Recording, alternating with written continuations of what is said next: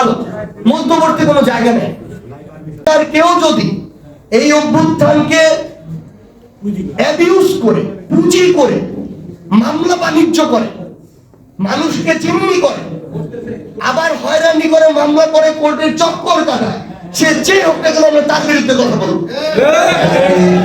এখানে আমাদের এই ঠাকুরগাঁ রাইজিং প্রোগ্রামে স্বাগতম। আমরা আমাদের জায়গা থেকে জাতীয় নাগরিক কমিটিকে আমরা মনে করি যে একটি রাজনৈতিক শক্তি। আমরা জাতীয় নাগরিক কমিটিকে কোনো রাজনৈতিক দল এখনো বলছি না, এবং বাংলাদেশের এই অভ্যুত্থান পরবর্তী সময়ে যে সবচেয়ে গুরুত্বপূর্ণ একটি ডিমান্ড ক্রিয়েট হয়েছে জনগণের, এবং সবাই এটা ফিল করে যে বাংলাদেশের নতুন কিছু দরকার, সেই জায়গা থেকে বাংলাদেশের নতুন এক বা একাধিক রাজনৈতিক দল আসতে পারে।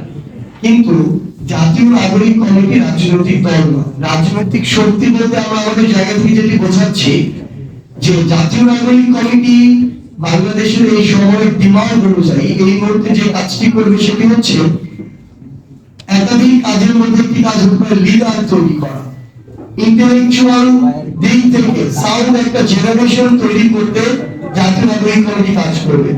জাতীয় নাগরিক কমিটি দেশের বিভিন্ন স্বেচ্ছায় গড়ে ওঠা কিংবা বিভিন্ন ভাবে গড়ে ওঠা যে গুরুত্বপূর্ণ প্ল্যাটফর্ম গুলো রয়েছে, তাদের যারা তরুণ প্রজন্মের প্রতিনিধি, তাদের ম্যানেজমেন্টের কাজ করবে। আমরা আমাদের জায়গা থেকে মনে করি যে বাংলাদেশের তরুণ প্রজন্মের অনেক বিচ্ছিন্ন শক্তি বিভিন্ন ভাবে বিভিন্ন জায়গায় রয়েছে, কিন্তু একটি নির্দিষ্ট সুসংগঠিত প্ল্যাটফর্ম এসে ঐক্যবদ্ধ হয়ে দেশের জন্য কাজ করার যে সুযোগ, এই সুযোগটি এতদিন ধরে হয়ে ওঠে।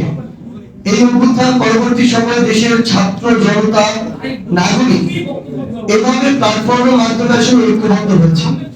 জাতীয় নাগরিক কমিটি হচ্ছে সেই প্ল্যাটফর্ম যেখান থেকে আমাদের আগামী লিডারশিপ গুলো তৈরি হবে, লিডারশিপ গুলো সেখানে পরিচর্যা করা হবে।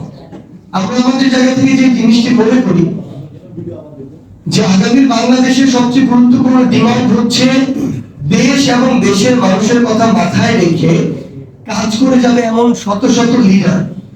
বিগত বছরগুলোতে দেশের প্রতিষ্ঠান বা ইনস্টিটিউশন গুলোকে যখন ধ্বংস করে ফেলা হয়, তার পূর্বে লিডারশিপ গুলোকে ধ্বংস করা হয়েছে। লিডার যারা ছিল তাদেরকে দাস অথবা দালাল অথবা নিষ্ক্রিয় দর্শকে পরিণত করা হয়েছে। সেই জায়গা থেকে এই অভ্যুত্থানে কিন্তু প্রত্যেকটি জায়গায়, থানায়, জেলায়, প্রতিষ্ঠানগুলোতে আমার লিডার গুলো তৈরি হয়েছে, যারা এই অভ্যুত্থানে বিভিন্ন ইউনিটকে নেতৃত্ব দিয়েছে।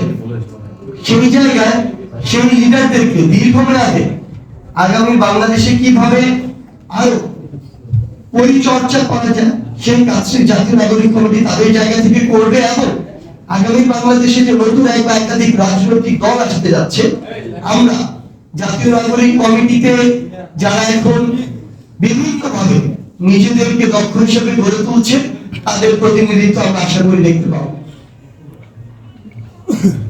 আমরা আমাদের জায়গা থেকে মনে করি যে এই অভ্যুত্থানের ডিমান্ড কিন্তু একটা নির্বাচন শুধু ছিল না। আমরা কখনো এই কথাটি বলবো না যে অভ্যুত্থানের পরবর্তী সময়ে আরো 3, 4, 5 বছর পরে সংস্কার হবে ধীরে ধীরে, তারপরে একটি নির্বাচন হবে। আমরা এই কথা বলবো না।